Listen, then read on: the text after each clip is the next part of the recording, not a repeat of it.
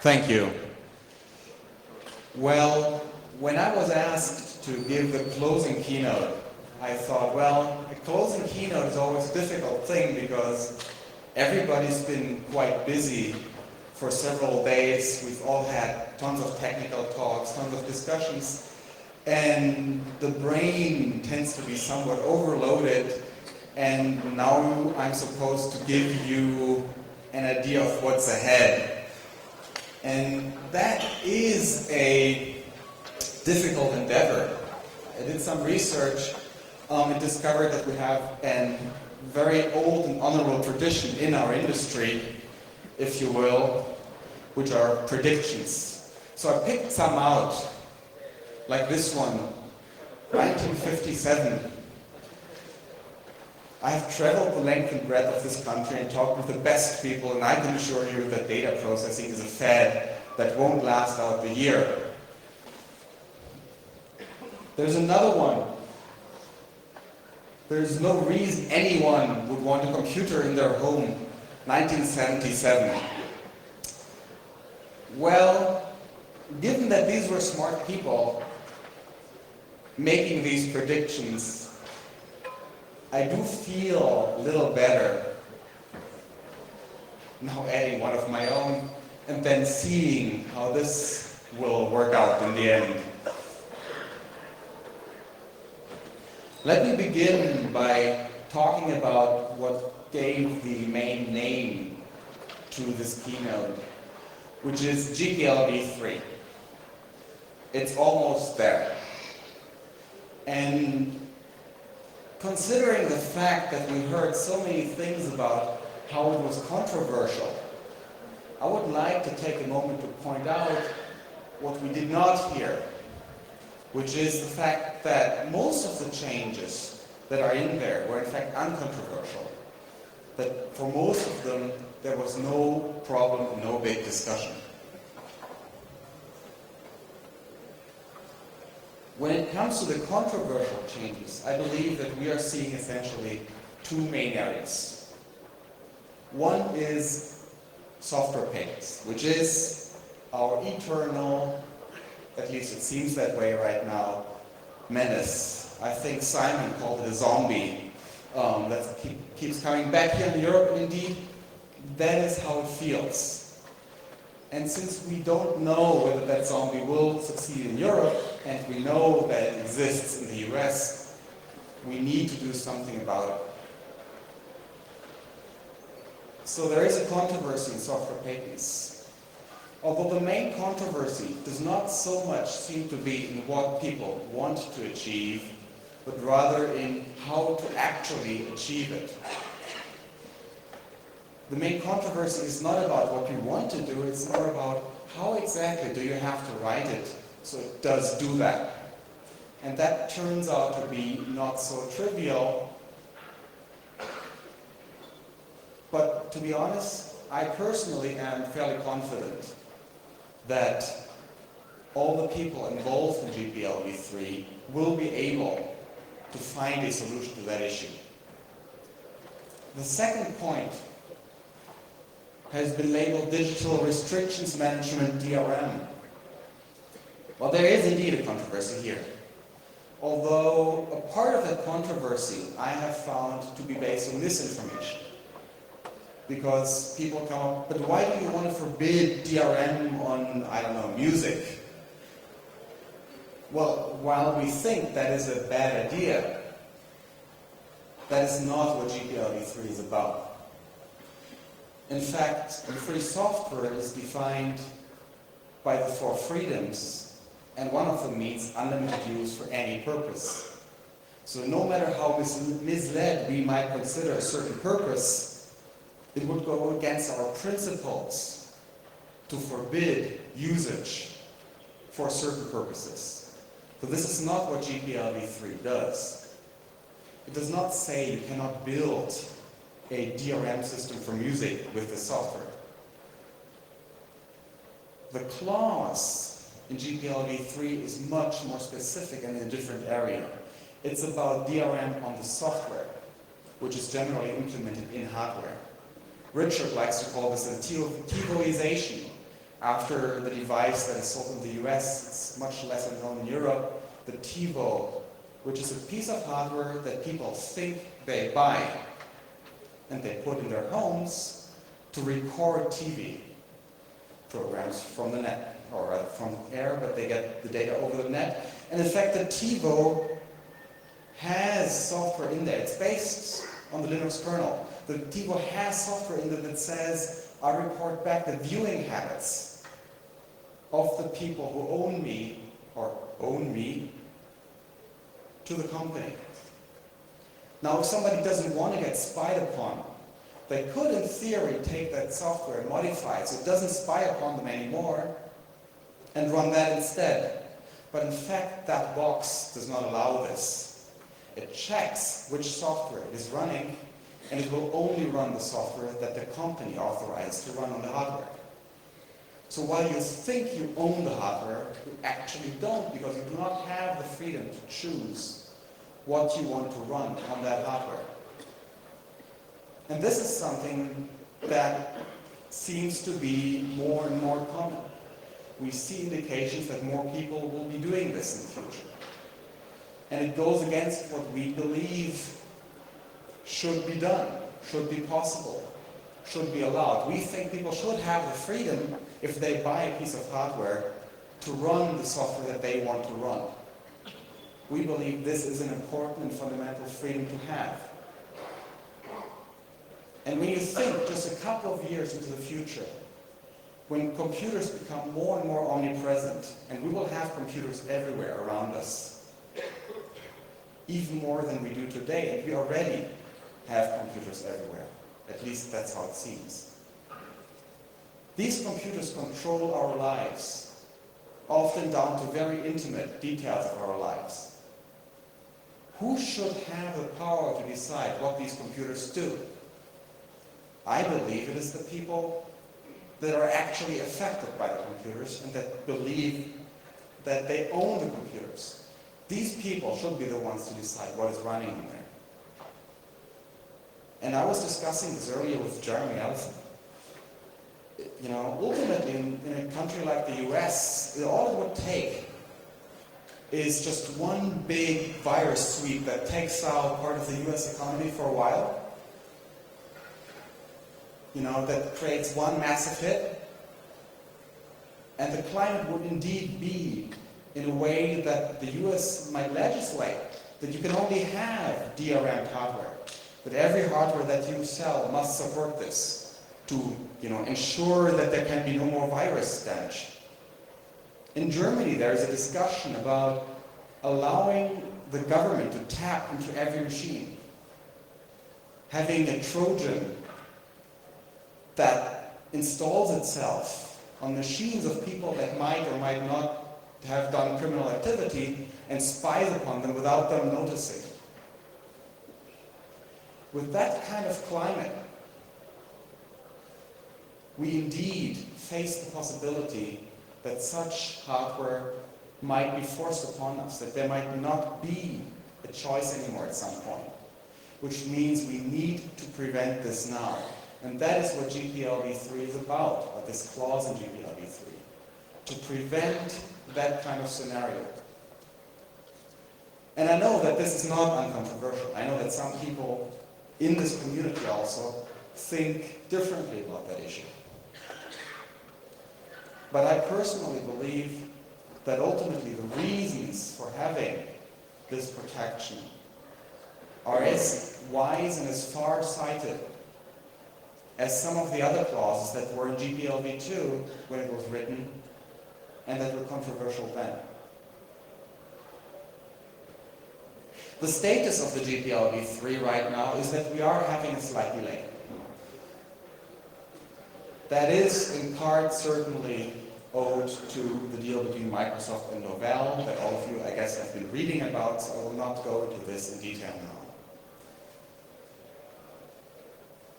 What I also want to tell you is that the next draft might be the last.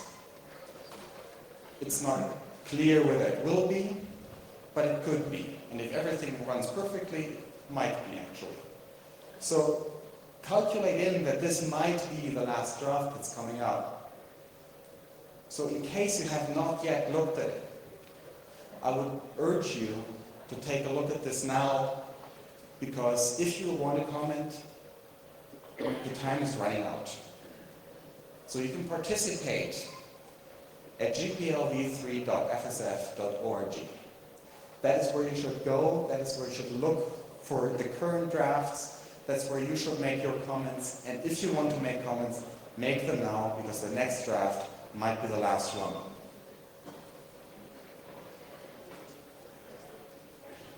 So now let's look a little bit beyond what is actually, the drafting process. What will happen when GPLv3 actually comes out? There will be no matter when it will be, but there will be a point in time when there is a published license, and this license is out there for use. And as far as that's concerned, I have heard many scenarios and theories. And, there were wild predictions about how, the earth would shake and there would be rain of fire. And it's, a lot of them, I don't know.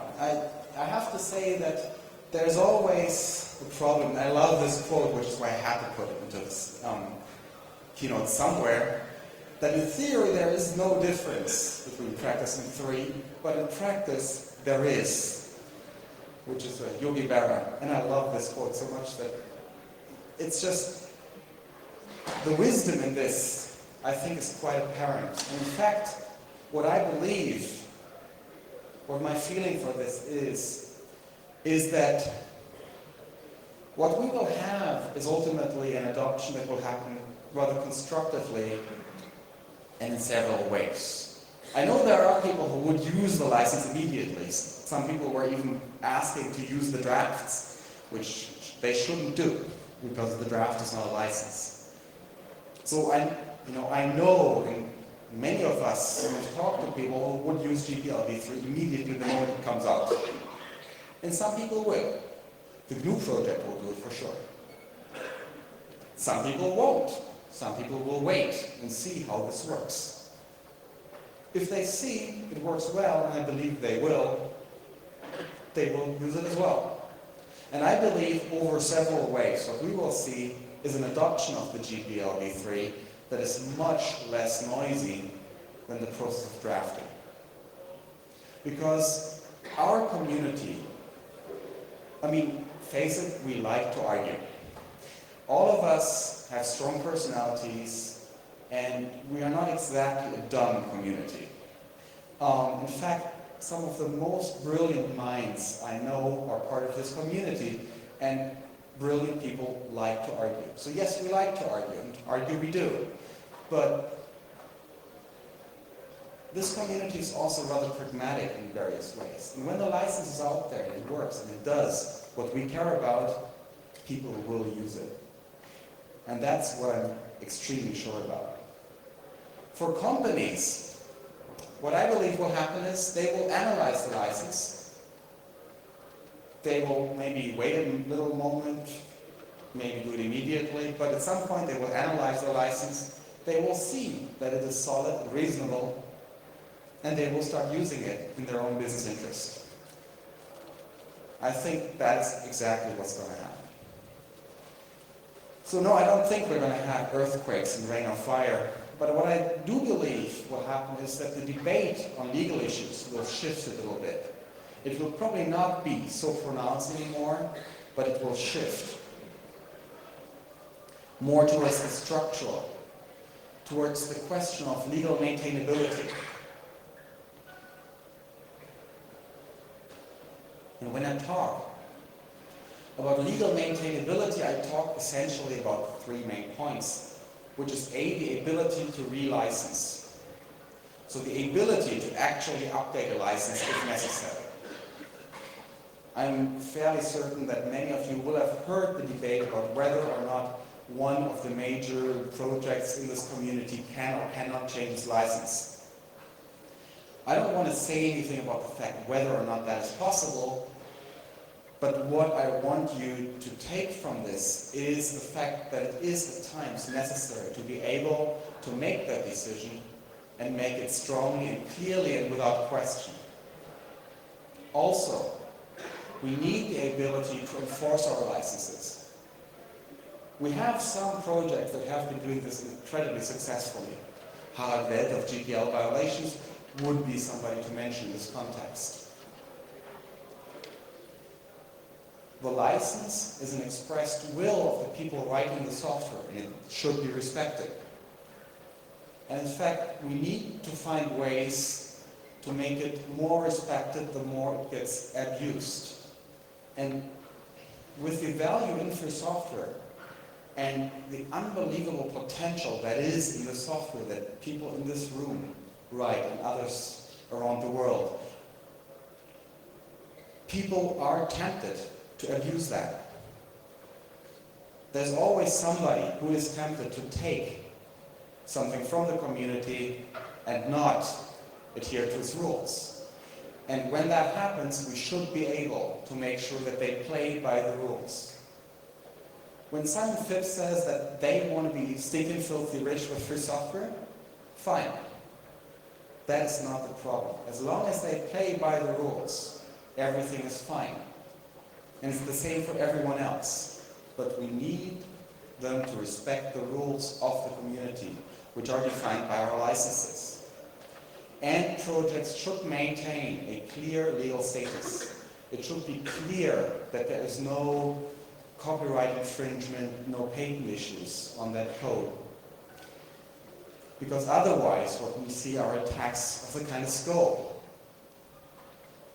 that, granted, we were able to deflect it, but I also think we can expect the next one to be a little smarter, to have learned from the mistakes of the first one. And ultimately, our only protection is to make sure that we are solid against this from the start. That means we need to pay a little bit of attention to this, and that also means we need structures to take care of these issues. And one of these structures, just as one example, because it's not the only one, is the Freedom Task Force of the Free Software Foundation Europe, which is based around expert teams of law and technology.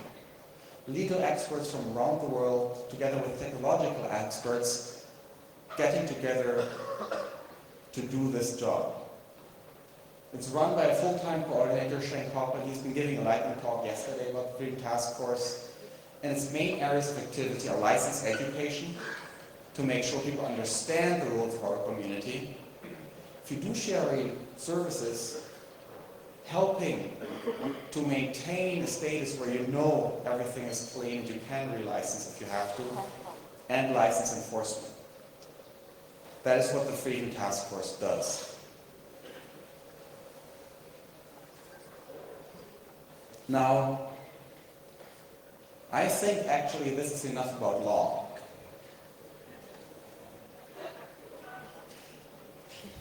It's Sunday evening. Some of you may know that I do martial arts, and I've done it for many years. And when you do martial arts, you start to inherit a certain tendency to also look at the philosophical aspects of it. This is an image of Miyamoto Musashi, probably the most famous samurai of all time, and cultural reference to all of Japan until today. He was allegedly the inventor of the two-sword fighting style and has written a book, the Book of the Five Rings, which until today remains an inspiration for many people. And you may ask yourself, why do I bring up this reference? Well, one of the things that Miyamoto Musashi taught was that success comes from doing the right thing at the right time. Doing too little or doing too much, or doing it too early or too late, can both be detrimental, whereas you need to have the right amount of things to do at the right time. And I believe we as a community are at a critical moment. It is the right time for us now, because Microsoft Vista is shipping. And I am sure that many of you will have read reviews about it. In fact, the net is flooded with them. And I've had a look at some of them and picked a quote from one. If Vista's price, especially for Europeans, is its most eye-popping feature, its second most eye-popping feature is the Aero desktop interface. Indeed, Aero looks nearly as good as KDE, although it demands about 3 times the system resources.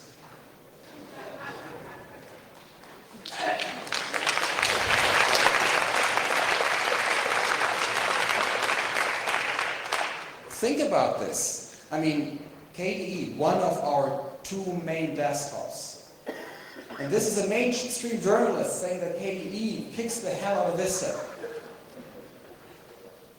That KDE looks better and is faster than Vista. Think about this 3 years ago. It would have been impossible. I think this is very significant. And when I read this, and in fact the whole article is worth reading, it's quite funny. On specific requests, I mean, the article talks about lots of things, the immortal craplets that are not possible to kill, because when you kill one, it tells you that you should have killed it, and that itself becomes an immortal craplet that doesn't go away. It's a very, very funny article. But the most important thing here is to understand what this means for us. Microsoft is unbelievably under pressure. The Vista technology is weak. I've not read a single article that said that anybody was technologically impressed. It is incredibly expensive. And it has gone way out of its way to cripple itself to suit the needs of DRM. Because it thought that if it did that, the media industry, the music industry, would love it so much that it would make it its favorite platform and use its power to push it everywhere. So they could control all the channels. For that, it has crippled itself through DRM. The irony here is that DRM is increasingly unpopular. If you read the statements, even from people in the music industry, and I'm just thinking about the IMF, the International Music Managers Forum here, for instance, they say DRM is dead. Give it 2 years' time, it's out of the window, it doesn't work. People hate it. So they have spent years of time crippling themselves for something that nobody wants. And there's another thing. This is another quote that I dug out from 95. The antitrust thing will blow over. Bill Gates. That ain't quite so. In fact, the EC antitrust work, and you have a fantastic time, because these 2 guys were incredibly important in putting pressure on Microsoft in Europe in the antitrust case. Without the help from the Samba team, the technical expertise to explain how Microsoft deliberately obstructed interoperability, willfully, just for the purpose of obstruction, the work would not have been possible, and they would not be so much under pressure.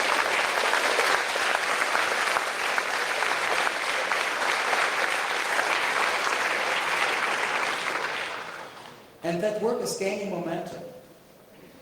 They're currently being fined and fined over and over again, because for them, the worst thing that could happen is that actually people were able to interoperate. Because you see, actually, I've seen that also in your talk, Jeremy, and you're quite right. The desktop is where it is decided. The desktop is where the power is. The desktop drives all the stuff that is behind. And Microsoft has been abusing that power massively. And that's why this is the right time. This is the right time to bring free software to the desktop. Microsoft has never been weaker. They've never been weaker than today on that front. We now have the chance to actually win the desktop. Because people need to migrate. They need to upgrade at some point in time. And heck, while they're doing it, why don't they upgrade to something nice, like GNU Linux with KDE, which looks better and is faster? There's no reason why they shouldn't do that. Or rather, there's one point where we have to strategically work now to get that done. And that's the right action. There's a global push for open standards. And last year at the Internet Governance Forum, I was on a podium with Susie Struble from Sun Microsystems, which is working a lot on the open standards issues for Sun. And she said, and I found this a lovely quote, one person's rant, reasonable and non-discriminatory licensing terms, is another person's bankruptcy. Because these RAND terms generally are quite discriminatory and normally quite expensive.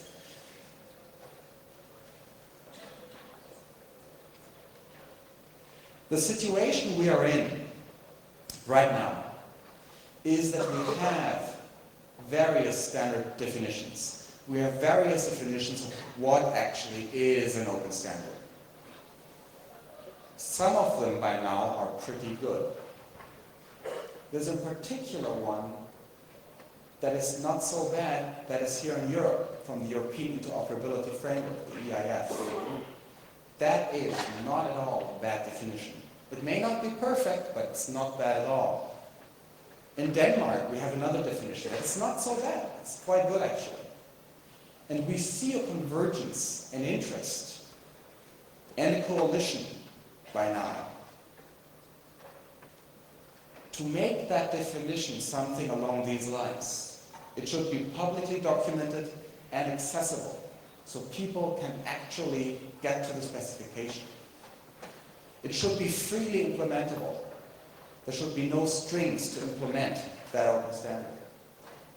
And it should be maintained by an independent organization, not just by one company.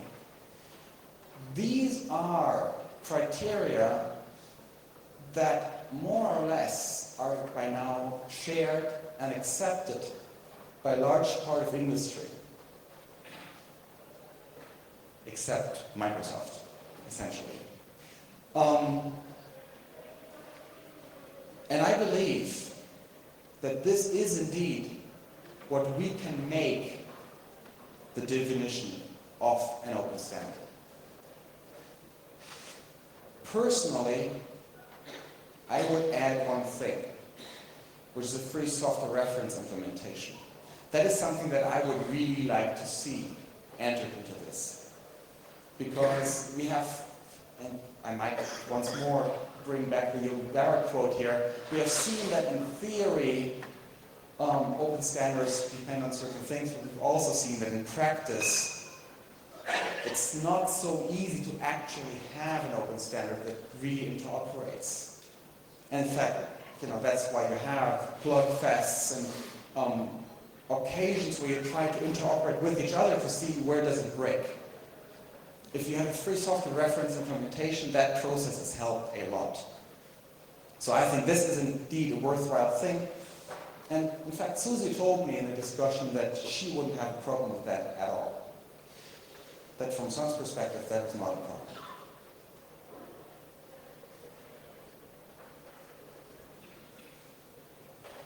So we have an open standards convergence. And that is quite central because you see, open standards are currently the door into governmental use. Every single government on this planet is currently saying they want open standards. You can see it in the World Summit on the Information Society Declaration, we want open standards. You see it in the Internet Governance Forum, we want open standards. You see it in various national publications. You see it on the European Commission level. Everybody says they want open standards. And because that is so, we have seen the struggle between ODF and OpenXML. There is a strategic point behind this. It is, if you will, a subversive attack. It is an attempt to establish something, in this case OpenXML, as sufficiently open standard to be acceptable, to then make those criteria the ones that should be applied to everything else, essentially subverting the open standard definition. And that is why we've been working on that field pretty strongly. Because once that happens, or if that were to happen, they could also bring in similar proprietary standards that only they can implement, and also claim that they were open standards, fulfilling what all the governments are crying for. This really is the key turning point at the moment. This is one of the critical key issues. And this can be our game.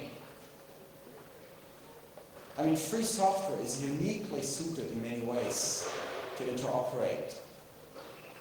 Because we can change the software. And many people argue, rightly so, that with free software the lock-in can never be perfect, because even if that project were to discontinue, people could go and see how the code actually did this and read the same format. That is true. There will never be a perfect lock-in with free software. And that is why this is an area where we have home field advantage.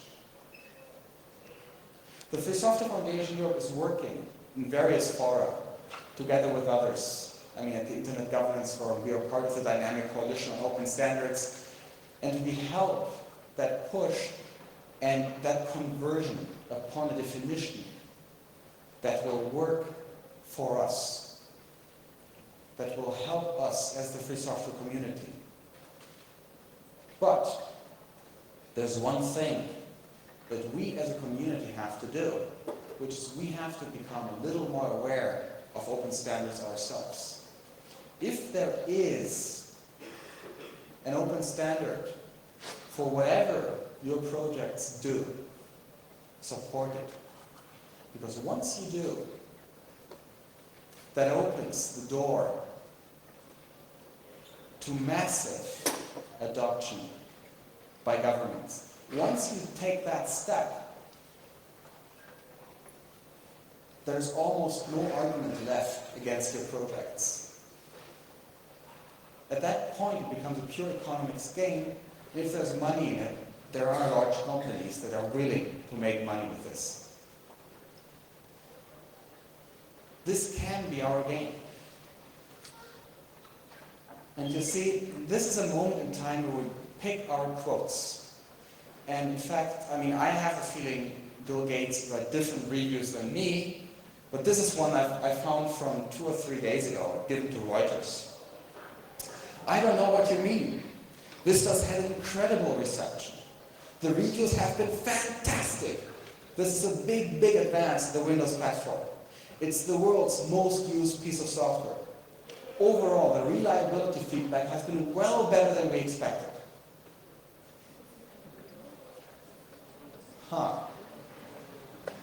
You know, that's either serious denial of reality, or it tells us something about their expectations for how well Vista would be received, or it is trying to establish a self-fulfilling prophecy. And since Bill Gates ain't so dumb, and we may think about him what we want, but he's not that dumb, I believe it is the last.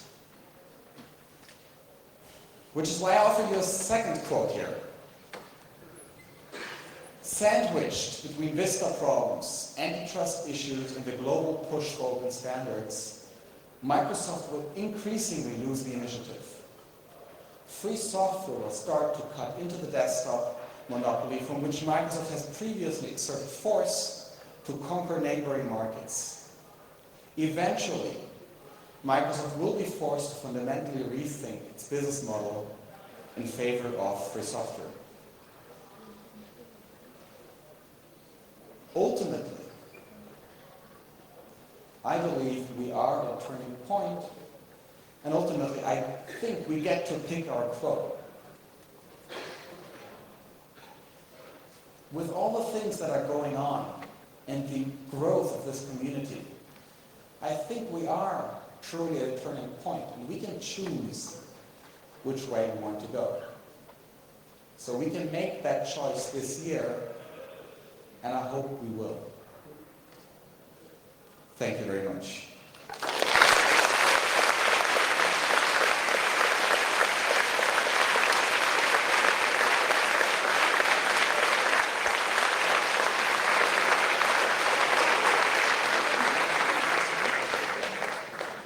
All right, do we have questions, discussions, comments? Anybody?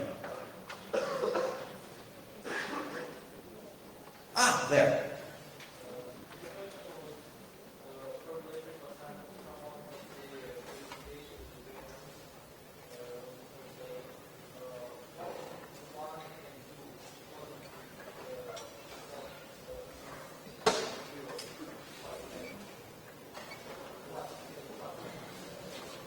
All right, thank you. The question was, ultimately, what can people do to support the work of FSFE and the work against software patents? Well, I mean, I like that question, obviously. There's various ways to support our work. The first and most easy one to begin with is to join the fellowship. In case if you do that in time, you even have the chance to win some nice gadgets as a little reward. So to do that, go to www.fsfe.org and sign up. And I hope that many of you will do that if you haven't done so already. Secondly, we always need people to help us with the work on these issues and help us and our allies as well. There's many groups, in particular software patents, because that was the context in which you asked the question, is an issue where we've been working with a huge coalition. And there's various groups that do that work. The FFII is very central in this. So get in touch with whatever group you feel most comfortable with working with and work with them. Because ultimately, you know, fighting for freedom is fun, but it's also quite a bit of work. And, you know, we like to do this work. We do it gladly. But we really need help, because we're just a few people doing what we can against a very well-funded monopoly. So our work can make the difference. And in fact, if you want to get active in, for instance, the software patent work that we do here in Brussels, Kieran, would you just please stand up for a second? Kieran is FSFE's representative here in Brussels, and he's the guy you should talk to if you want to work with us on that. Because he's our main person. We hired him full-time to work for us here in Brussels against software patents at the peak of the debate. And so, you know, the fellowship has funded actually his work. So, you know, by joining the fellowship, you would already help, but if you want to do more, there's always ways. Get involved, talk to us, approach us. We are always glad to have more people work with us. And I know the same is true for other organizations as well. I just see the newly appointed EFF representative here in Europe, Eric, who's been a strong force in the software patent debate as well. We have various groups who work together on these issues. Our strength comes from collaboration, just like normal in the free software world. So we don't do this work alone. We don't claim to do it alone. We do it as a community of organizations, ultimately of people who share these interests. So please, help us do this work, because ultimately those of us who have understood the issues have a responsibility to act upon them, because a large part of society has not understood that these issues exist in the first place. That means that for us who have understood the issues, the responsibility is greater, and we should not wait for others to do that work. We should make sure that we do that work together. Do we have other questions? Please.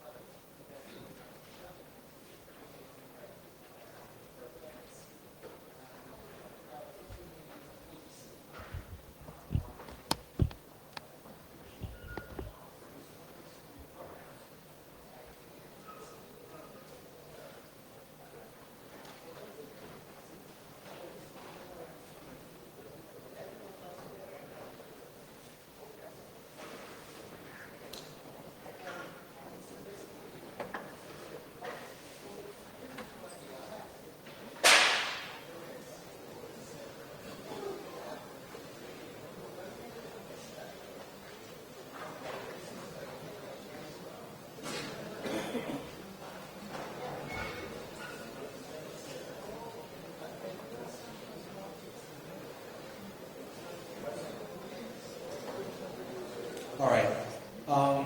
Essentially, the question is about the fact that there are indeed strong parts of corruption in the process.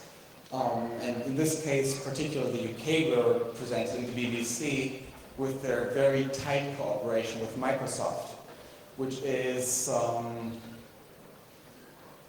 yes, indeed, very tight, very cozy, very snug, but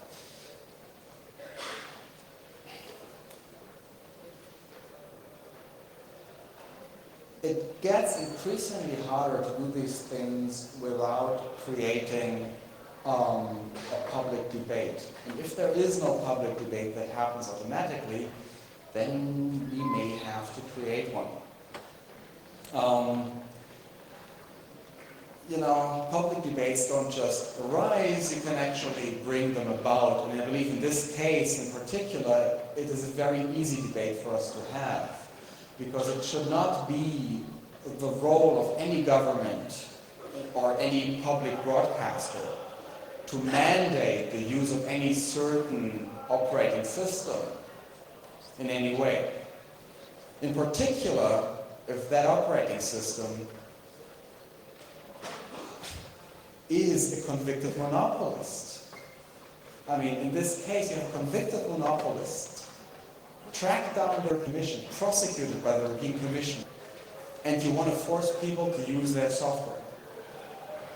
That is a debate that indeed for us is relatively easy to win.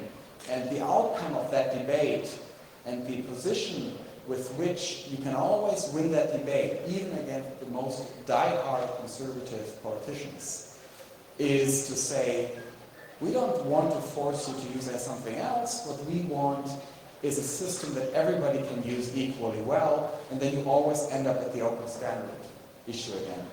Just say, we want something that we can all do equally well.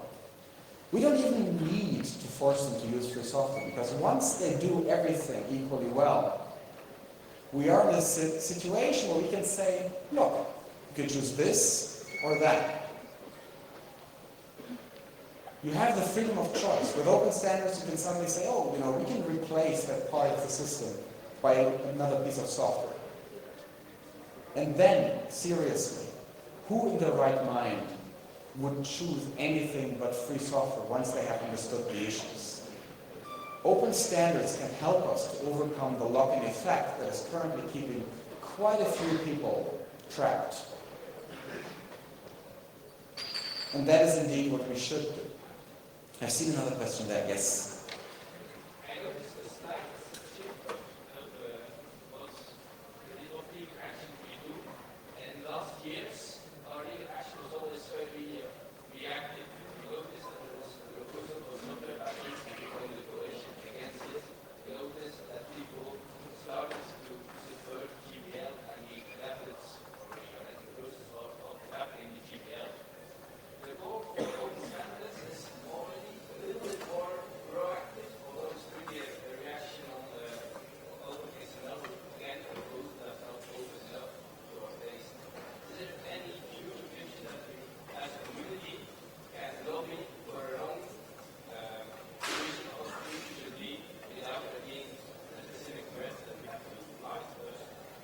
Interesting.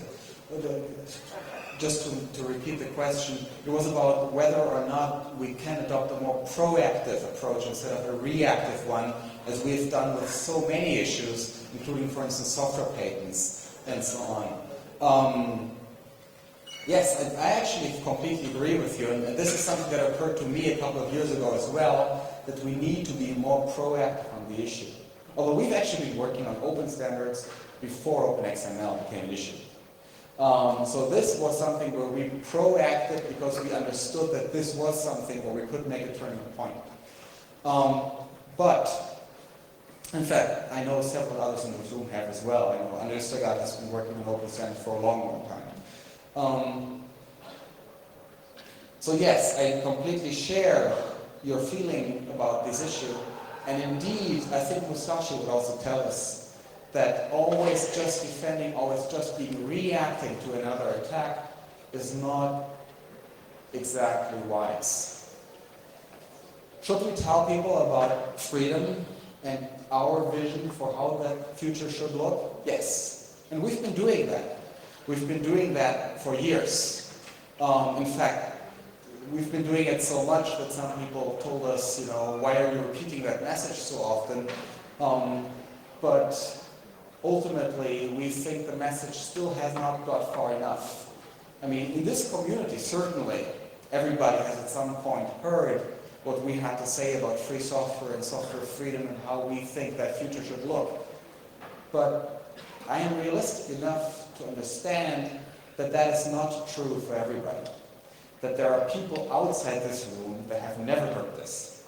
And I believe we need to get to those people. We need to be able to explain it to them, and we need to spread the knowledge to them, ultimately.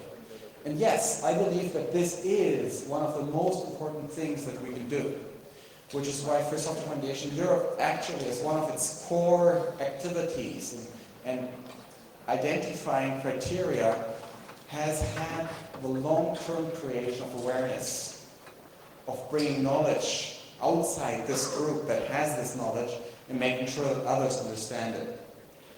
So yes, I believe that is what we should do. There's other activities, for instance, like trying to get a better patent legislation proactively. They could work, although they obviously have the danger that the other side can do exactly what we did and try to co-opt that approach. And we find ourselves basically in a very similar battle again. But yes, all of these things can be done, and some of them should be done. Yes, please.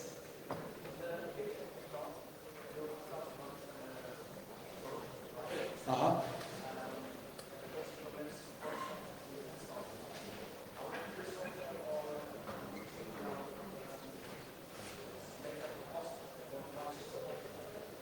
I'm not sure I got the question entirely. Sorry, it's a little silent.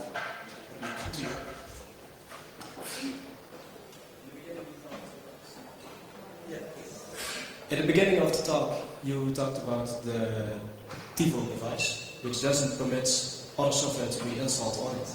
How will free software or the GPL or another license restrict a device to act like that? So you want to know how GPLv3 prevents that? Well, I mean, ultimately, GPLv3, to my knowledge, is the only license that plans to have something like this. although other licenses might possibly follow that example. The way GPLv3 tries to do this ultimately is to say that you don't just have to give the freedoms on paper, on the license, but actually in reality, which means you have to give people what they need to make the software run.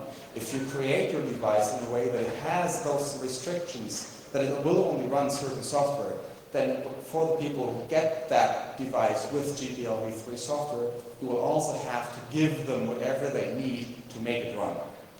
That is essentially how GPLv3 will try to address that issue. Other licenses, as far as I know, don't do that. It might be a good idea if they actually started doing it. I think that might be useful.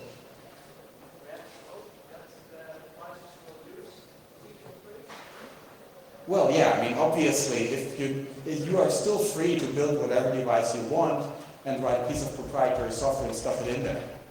I mean, what? Oh yeah, I mean, GPLv2 doesn't protect against this kind of scheme really, so you could still, fork off all GPLv2 projects or write proprietary software or take other code. But GPLv3 itself will no longer permit that.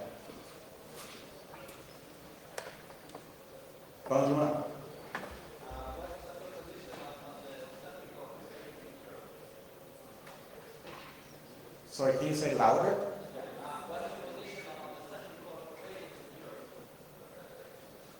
Bah.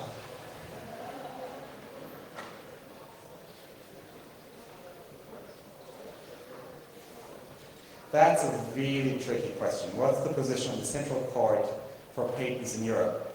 I have to admit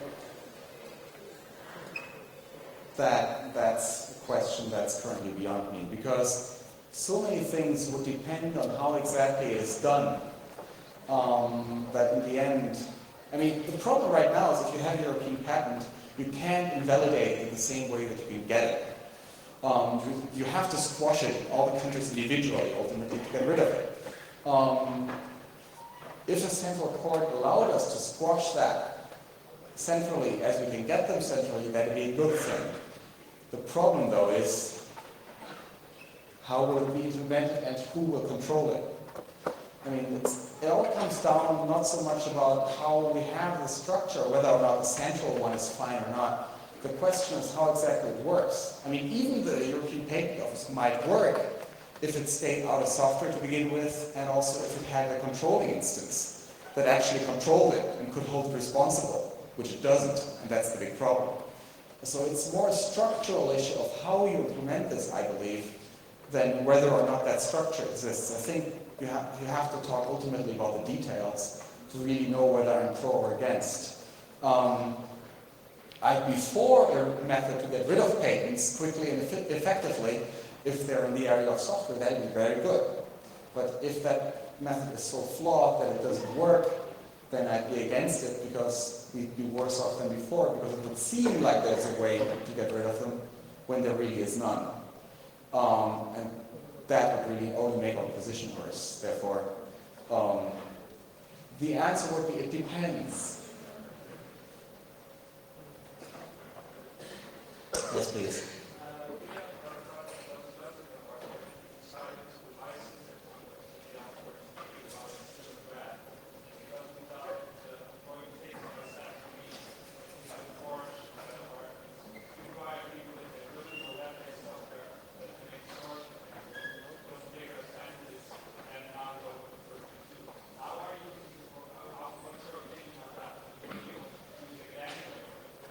Well, I am not a lawyer, so I take what I say with a certain amount of salt. But I know that in several countries it is not possible to license under a license that does not yet exist, so that you could not have known at the time when you have licensed. Therefore, that decision could probably be taken apart in some courts on this planet, some of which would be in Europe. So, if you understood your argument correctly, you were saying you did this because you wanted the web clause in there, the web service stuff. Have you considered using the Affero GPL?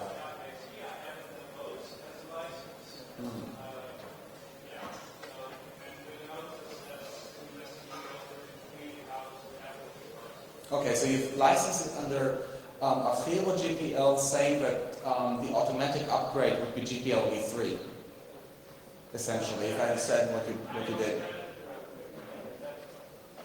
Well, I think that is probably okay enough anyway, because hopefully none of you will die immediately, which means that by the time when GPLv3 comes out, you should be around to be able to actually say, we like this license and we license this officially under this license, and that's what you should do once it is out. Until then, it'll be under a FEVO GPL, which is, perfectly fine for that purpose. Therefore, I think it should be fine.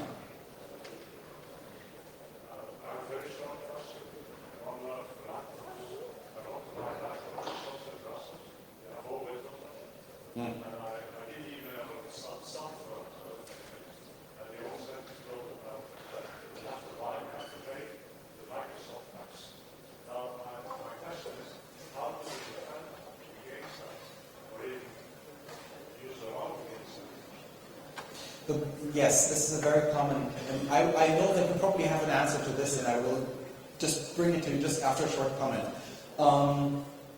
Yes, this is a very common practice everywhere on this planet, that Microsoft is secretly using its market power to force vendors to not sell equipment without a Microsoft license.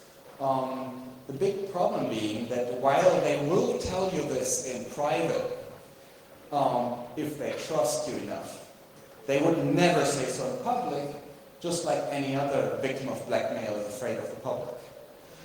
So it is very hard to do anything about this. One of our Swiss team, in fact, notified the Swiss antitrust authorities of this kind of bundling, because in Switzerland you can launch investigations anonymously, which is quite nice. And they will have to investigate. So we ditched that ball in there, and I believe if other people do the same thing, and we keep pointing to that problem, we will find some evidence at some point that they can actually use. But it's very difficult. There are, however, fortunately, sometimes some people who resist that fight, but they're very hard to find. Personally, I would recommend to go with one of the free software companies that pre-installs GNU Linux. Some of them are not able to get hardware without that tax. Some of them sometimes find some hardware without the tax. One of them I know is Xtops in Germany, Werner Häuser, who is always seeking machines that come without the tax, so he can actually sell them pre-installed with GNU Linux. I don't know whether anyone exists here. I mean, do you have something on that?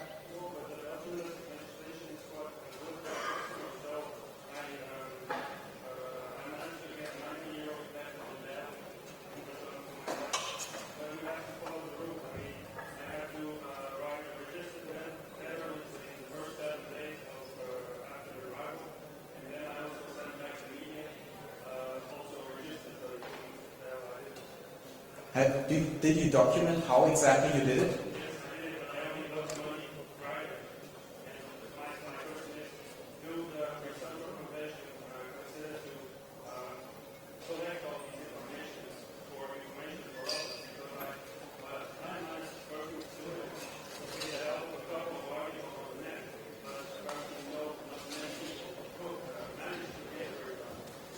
This sounds like something we could put on the fellowship site, actually, and form some interactive piece of information where people can put their experience and how to do it in the different countries. So if you email us what you've done, maybe we'll put it on the fellowship site, and then other people can also put their stuff there. That might be a good idea. And then you'll find it under fsfe.org, how to do that stuff. So if you email me that stuff, we'll put it there, and then everybody can find it. There's one more. Last one? All right, you're the last.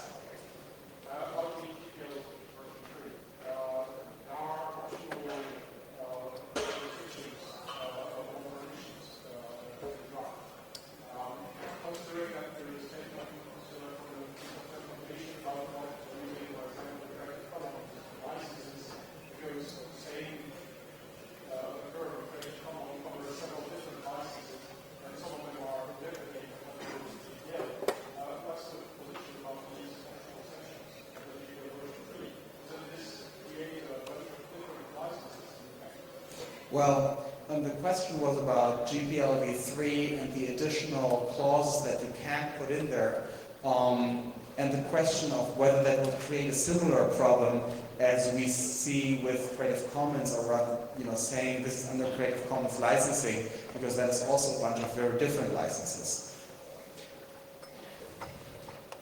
First of all, I should say that I think it would be a mistake to compare Creative Commons and free software because they're not the same thing. I also believe they have different goals. Whereas free software is already a butterfly, Creative Commons is still a caterpillar, because in free software we know what are the base freedoms. We know exactly. This is the bottom line of freedom that we cannot go below. This is the minimum we must have. Creative Commons doesn't have that. Creative Commons is like opening the door to a dialogue to find out how much freedom you need for which area. So the two are at very different stages of the discussion in their various areas. The main criticism that Richard had about Creative Commons was that people said, oh, this is okay because it's Creative Commons license, and some Creative Commons licenses are indeed relatively non-free. I mean, from my personal perspective, I would consider them proprietary. Now, that will never be true for GPLv3, because none of the things that you can add to GPLv3 will turn into a proprietary software license. The things that you can add to it are crafted in a way that they define a space of potential additional clauses. But that space is clearly in the domain of free software. And one of the ideas of why that was done is to make sure that you could have more license compatibility also. Because you had the issues that the GPLv2 was involuntarily incompatible with some other licenses. It was not something that people wanted, but at the time when GPLv2 was written, those licenses simply did not exist. So, there was no way to be compatible with them because nobody knew what they were going to look like. And understanding that people will still write licenses in the future, the decision was to go with a set of clauses and ways of making different decisions on different issues that are okay for GPLv3, because that will allow to be compatible with the licenses in that area that is defined by those clauses, even if they are written in the future. So instead of having an explicit compatibility list to say, we'll be compatible with X, Y, Z, you say we are compatible with licenses in this area. They are okay. And I personally think that was one of the quite intelligent decisions in GPLv3, insofar as it allows to increase compatibility. But no matter what kind of clause you add, all the ones that are allowed to add, that are legal to add, will still end up being a free software license. But yes, I can see why you feel a little uneasy about the fact that it's no longer so easy to know what exact terms you're getting then. And I know that some other people also have similar concerns. We'll see how that plays out in the end. I mean, people are discussing this at the moment. And in fact, I encourage you to put in your comments. I mean, if in case you haven't done so already, submit them. I think it's very valuable to also see, how many people are concerned about this and how exactly would that problem exist or not exist and how to work it out. So, if anyone else has that feeling, please submit your comments. So, since that was the last question, I'm going to close this now, but not without thanking the FOSDEM team and everybody for this really nice event. I love FOSDEM. I've been here since 2002, I believe, every year. This one is the first one where the network actually worked on the first day. And